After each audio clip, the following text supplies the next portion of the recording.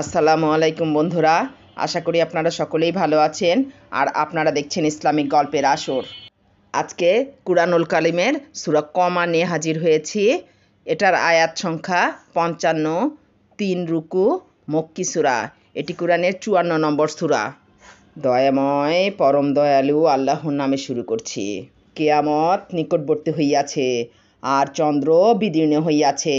উহারা কোনো নিদর্শন দেখিলে মুখ ফিরাইয়া লয় এবং বলে, ইহা তো চিরাচরিত জাদু। উহারা সত্য প্রত্যাখ্যান করে এবং নিজ খেয়াল খুশির অনুসরণ করে, আর প্রত্যেক ব্যাপারই লক্ষ্যে পৌঁছিবে। উহাদের নিকট আসিয়াছে সুসংবাদ, যাহাতে আছে সাবধান বাণী, ইহা পরিপূর্ণ জ্ঞান। তবে এই সতর্কবাণী উহাদের কোনো উপকারে আসে নাই। অতএব তুমি উহাদের উপেক্ষা করো, যেদিন আহ্বানকারী আহ্বান করিবে এক ভয়াবহ পরিণামের দিকে। অপমানে অবনমিত নেত্রে সেদিন উহারা কবর হইতে বাহির হইবে, বিক্ষিপ্ত পঙ্গপালের ন্যায়। উহারা আহ্বানকারীর দিকে ছুটিয়া আসিবে ভীতবিহ্বল হইয়া। কাফিররা বলিবে, কঠিন এই দিন। ইহাদের পূর্বে নূহের সম্প্রদায়ও অস্বীকার করিয়াছিল আমার বান্দাকে, আর বলিয়াছিল, এ তো এক পাগল, আর তাহাকে ভীতি প্রদর্শন করা হইয়াছিল। তখন সে তাহার প্রতিপালককে আহ্বান করিয়া বলিয়াছিল, আমি তো অসহায়, অতএব তুমি প্রতিবিধান করো। ফলে আমি উন্মুক্ত করিয়া দিলাম আকাশের দ্বার প্রবল বাড়িবর্ষণে, এবং মৃত্তিকা হইতে উচ্ছরিত করিলাম প্রস্রবণ। অতঃপর সকল পানি মিলিত হইল এক পরিকল্পনা অনুসারে। তখন নূহকে আরোহণ করাইলাম কাষ্ঠ ও কিলক নির্মিত এক নৌযানে, যাহা চলিত আমার প্রত্যক্ষ তত্ত্বাবধানে। ইহা পুরস্কার তাহার জন্য যে প্রত্যাখ্যাত হইয়াছিল। আমি ইহাকে রাখিয়া দিয়াছি এক নিদর্শন রূপে। অতএব উপদেশ গ্রহণকারী কেহ আছে কি? কি কঠোর ছিল আমার শাস্তি ও সতর্কবাণী! কুরআন আমি সহজ করিয়া দিয়াছি উপদেশ গ্রহণের জন্য। অতএব উপদেশ গ্রহণকারী কেহ আছে কি? আদ সম্প্রদায় সত্য অস্বীকার করিয়াছিল। ফলে কিরূপ ছিল আমার শাস্তি ও সতর্কবাণী! উহাদের ওপর আমি প্রেরণ করিয়াছিলাম ঝঞ্ঝাবায়ু, নিরবচ্ছিন্ন দুর্ভোগের দিনে। মানুষকে উহার উৎখাত করিয়াছিল উন্মূলিত খরজুর কাণ্ডের ন্যায়। কি কঠোর আমার শাস্তি ও সতর্কবাণী! কুরআন আমি সহজ করিয়া দিয়াছি উপদেশ গ্রহণের জন্য। অতএব উপদেশ গ্রহণকারী কেহ আছে কি? সামুদ সম্প্রদায় সতর্ককারীদিগকে অস্বীকার করিয়াছিল। তাহারা বলিয়াছিল, আমরা কি আমাদেরই এক ব্যক্তির অনুসরণ করিব? তবে তো আমরা পথভ্রষ্টতায় এবং উন্মত্ততায় পতিত হইব। আমাদের মধ্যে কি উহারই প্রতি প্রত্যাদেশ হইয়াছে? না, সে তো একজন মিথ্যাবাদী দাম্ভিক। আগামীকাল উহারা জানিবে কি মিথ্যাবাদী দাম্ভিক। আমি উহাদের পরীক্ষার জন্য পাঠাইয়াছি এক উষ্ট্রী। অতএব তুমি উহাদের আচরণ লক্ষ্য করো এবং ধৈর্যশীল হও, এবং উহাদিগকে জানাইয়া দাও যে উহাদের মধ্যে পানি বণ্টন নির্ধারিত, এবং পানির অংশের জন্য প্রত্যেককে উপস্থিত হইবে পালাক্রমে। অতঃপর উহারা উহাদের একসঙ্গীকে আহ্বান করিল, সে উহাকে ধরিয়া হত্যা করিল।